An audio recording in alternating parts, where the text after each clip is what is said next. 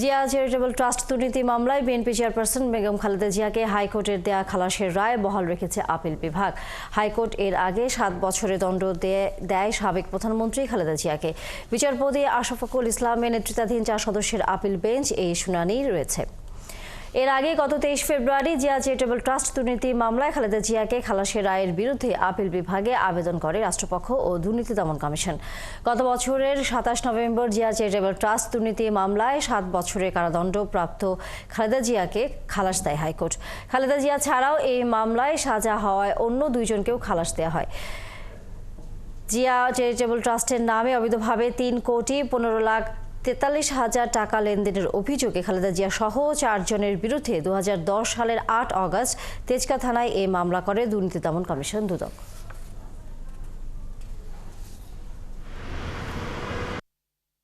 Trust যদি কোনো misuse হয় সে ট্রাস্টের অনুযায়ী মামলা হবে।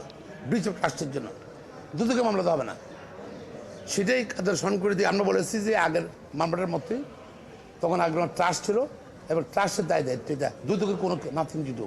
বেগম খালেদা অনেক খরের সম্মুখীন হয়েছে, তার এই বয়সে দীর্ঘদিন সেই জেল থাকতে হয়েছে। জেলে থাকা অবস্থায় তার সুচিকিৎসা হয়নি। 6,531 জন প্রার্থীকে নিয়োগপত্র বাতিল করে হাইকোর্টের রায়ের বিরুদ্ধে করা আপিলের শুনানি আজ। আপিল বিভাগের জ্যেষ্ঠ বিচারপতি আশফাকুল ইসলামের নেতৃত্বাধীন 3 সদস্যের আপিল বিভাগ এই শুনানি শুনবেন। গত 6 ফেব্রুয়ারি ঢাকা ও চট্টগ্রাম বিভাগের সরকারি প্রাথমিক বিদ্যালয়ের সহকারী শিক্ষক পদে উত্তীর্ণ 6,531 জন প্রার্থীকে নিয়োগপত্র দেয়ায় সরকারি সিদ্ধান্ত বাতিল করে রায় দেয় হাইকোর্ট। পরে এই রায় স্থগিত চেয়ে আবেদন করেন প্রাথমিক শিক্ষা অধিদপ্তর।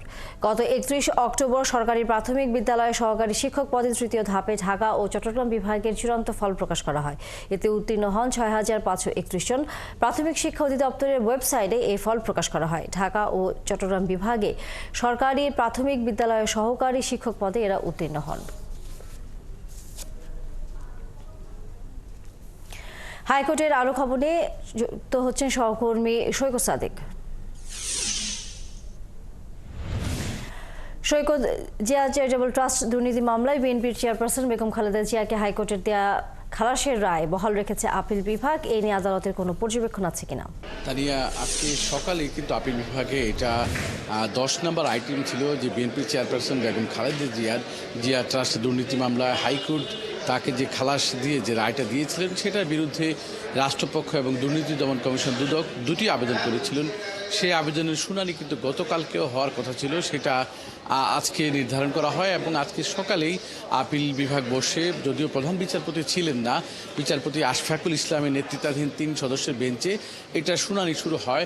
আজকে এটা 10 নম্বর আইটেম ছিল, তবে প্রথম আইটেমের পরেই কিন্তু এটা ধরেন এবং আজকে আপিল বিভাগ হাইকোর্টের যে রায় দিয়েছিলেন সেটা বহাল রেখেছে। মানে বলতে গেলে যে রাষ্ট্রপক্ষে যে আবেদন করেছিলেন বা দুদক যে আবেদন করেছিলেন হাইকোর্টের রায়ের বিরুদ্ধে, সেই দুটি আবেদন কিন্তু খারিজ করে দিয়েছেন। এরপরে কিন্তু আর খালেদা জিয়ার পক্ষে যে 3 আইনজীবী তারা গণমাধ্যমের সাথে কথা বলেছেন এবং তারা জানিয়েছেন যে তারা যে ন্যায় বিচার বিএনপি চেয়ারপারসনের পক্ষে যেটা যে একটা সাজানো মামলা ছিল, এই মামলা যেহেতু একই ঘটনায় 2টি মামলা হয়েছিল, তৎকালীন যে প্রধানমন্ত্রী আওয়ামী লীগ নেত্রী এখন যে ভারতে অবস্থান করছেন শেখ হাসিনা এবং বিএনপির চেয়ারপারসন খালেদা জিয়া দুজনের বিরুদ্ধে কিন্তু এই জিয়া চ্যারিটেবল ট্রাস্ট মামলা হয়েছিল। সেখান থেকে শুধু একটা মামলা চলমান ছিল, আরেকটা মামলা তিনি উঠিয়ে নিয়েছিলেন।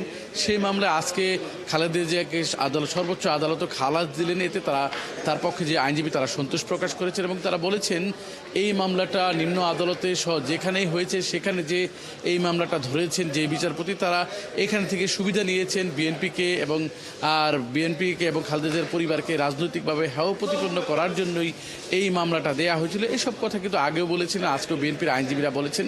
তবে সব মিলিয়ে তারা সন্তোষ প্রকাশ করেছেন। আরেকটা বিষয় জানিয়ে রাখি যে আজকে প্রাথমিকের যে 3য় ধাপের যে নিয়োগ পাওয়া ঢাকা ও চট্টগ্রাম বিভাগের যে শিক্ষকদের যেটা তাদের যেই নিয়োগ বাতিল করা হয়েছে, সেই নিয়োগের বৈধতা চ্যালেঞ্জ করে বা সেইটার প্রেক্ষিতে যেহেতু রায় আজকে আপিল করা হয়েছিল, সেই আপিলের শুনানির কথা রয়েছে। গতকালকেও সেটা শুনানির কথা ছিল যে ঢাকা ও চট্টগ্রাম বিভাগের 6,500 শিক্ষক যাদের নিয়োগ বাতিল হয়েছে, যারা আন্দোলন করছেন, সেই শুনানির আপিল বিভাগের কথা রয়েছে। তবে এখন পর্যন্ত শুনানি হয়নি।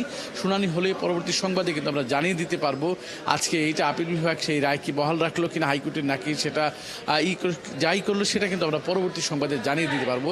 তা নিয়ে এখন পর্যন্ত এই হচ্ছে হাইকোর্টের বা উচ্চ আদালতের সর্বশেষ খবর।